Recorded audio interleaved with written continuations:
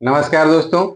आज की वीडियो में हम सीखेंगे जो किसी भी प्लॉट को हम कट्ठा धूर में कैसे नापी करते हैं। यानी हम ये कैसे पता करेंगे जो कोई भी प्लॉट कितना कट्ठा कितना दूर है। तो इसी टॉपिक पे आज का वीडियो है। तो वीडियो बहुत ही कमाल का और ज्ञानवर्धक है, तो आपसे रिक्वेस्ट है कि वीडियो में अंत तक बने रहिए ताकि इसमें जो भी कुछ बताया जाए वो सब कुछ आपको आसानी से समझ में आ सके। ठीक है, तो देखिए इस तरह का एक हम प्लॉट लिए हैं। इस प्लॉट को सबसे पहले हम क्या किए हैं, जो जिस तरह का प्लॉट चारों मेर घूम लिए, देख लिए जो किस तरह का प्लॉट है, और उसी तरह का डायग्राम हम बना लिए हैं। डायग्राम बनाते वक्त हमको ये ध्यान रखना है जो हमेशा ऊपर वाला भाग उत्तर होना चाहिए, नीचे वाला भाग दक्षिण होना चाहिए, और दायां हाथ की तरफ पूरब होना चाहिए और बायां हाथ की तरफ पश्चिम होना चाहिए। ठीक, इस तरह से हम डायग्राम बना के चारों मेर जितना दूरी है उतना दूरी हम फीट में नापी कर लिए। तो इसका दक्षिण बरिया मेर है 100 फीट, उसके बाद पूर्वरिया मेर है 50 फीट, उत्तर बरिया मेर है 110 फीट और पश्चिम बरिया मेर है 60 फीट। इस तरह से हम लोड कर लिए अपने डायग्राम पे। अब क्या करना है, इस प्लॉट को हमको क्षेत्रफल निकालना है, जिस प्लॉट का रकबा कितना हो रहा है। तो रकबा क्षेत्रफल निकालने के लिए हम क्या करेंगे, सबसे पहले आमने सामने वाले मेर का औसत निकाल लेंगे। तो आमने सामने वाले मेर उत्तर और दक्षिण दो मेर हो गया। तो उत्तर आपको हो गया 110 फीट। ठीक, उसके बाद दक्षिण है 100 फीट। तो इस तरह से हम दोनों को लिख लिए, और औसत निकालने के लिए क्या करेंगे, हम दोनों को जोड़ लेंगे। तो 110 और 100 को जोड़ेंगे तो 210 फीट हो गया। 210 को आधा करेंगे तो हम 105 फीट हो गया। इसको हम अंक में 105 ले आते हैं। फिर इसी तरह से पूरब और पश्चिम बचा हुआ है, तो दोनों मेर को हम यहाँ पे लिख लेते हैं। पूरब 50 फीट और पश्चिम हो गया 60 फीट।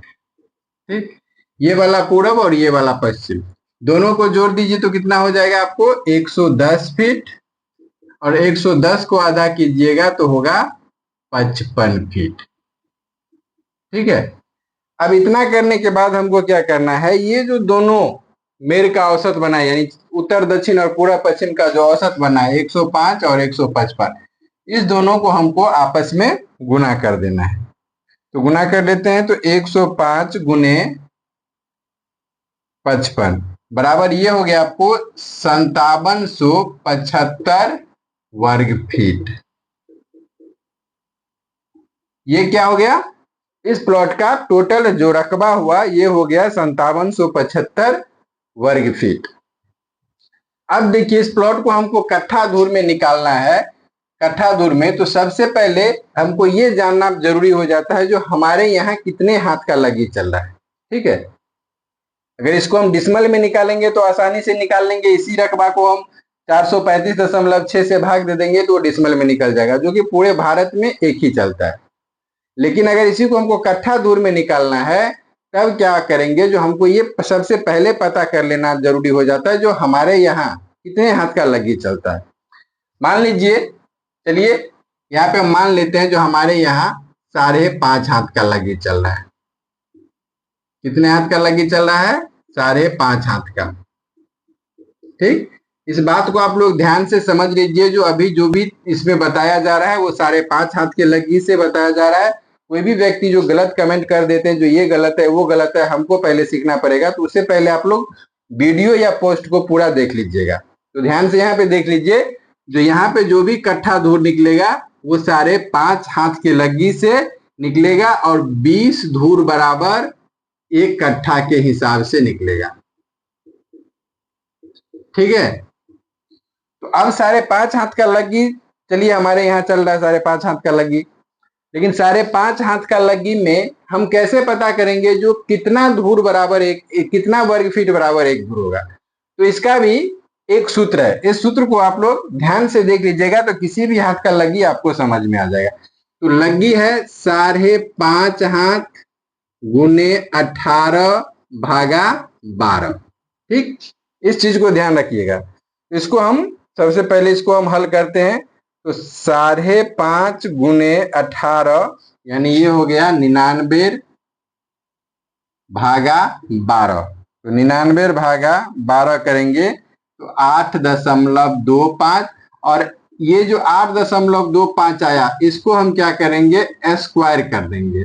स्क्वायर जब कर देंगे तो 8.25 गुने 8.25 ये हो गया 68.06 वर्ग फीट।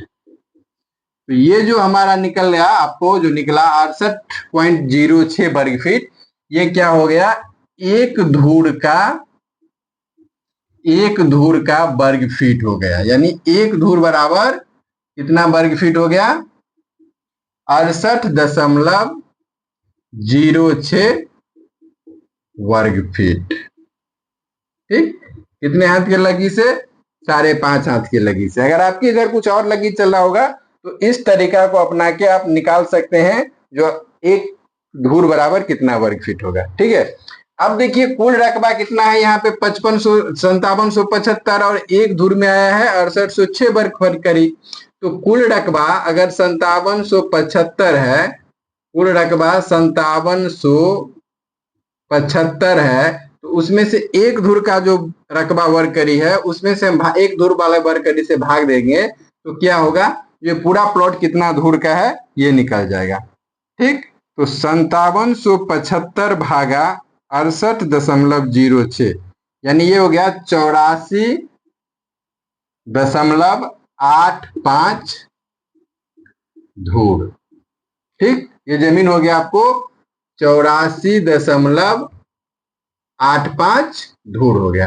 अब अगर समझिए 20 धूर का कट्ठा चल रहा है तो बीघा तो होगा नहीं, 20 चौक 80, ये हो जाएगा जमीन आपको 4 कट्ठा 4 धूर 85 है। तो 85 में अगर हम 6.25 से भाग दे देंगे तो 85 भागा 6.25, तो ये हो गया आपको 13.5 कनमा। यानी ये प्लॉट हो गया आपको 4 कट्ठा 4 धूर 13.5 कनमा।